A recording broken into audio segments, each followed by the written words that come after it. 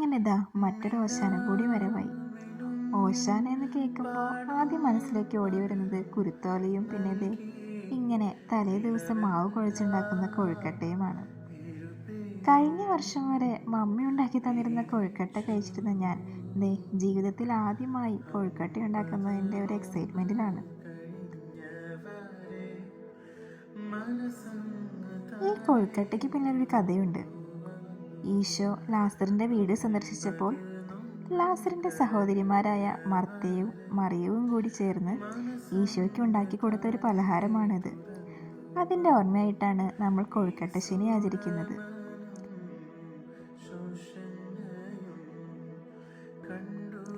ഇന്ന് പല കടകളിലും കൊഴുക്കട്ട ഒരു പതിവ് പലഹാരമായി കണ്ടിട്ടുണ്ട്. പക്ഷേ കൊഴുക്കട്ട ശനിയുടെ അന്ന് ദാ ഇങ്ങനെ മാവ് കുഴച്ചുണ്ടാക്കുന്ന ആ കൊഴുക്കട്ടയുടെ ഒരു ടേസ്റ്റ് അത് വേറെ ഒന്നിനും കിട്ടില്ല, അത് ഉറപ്പ്.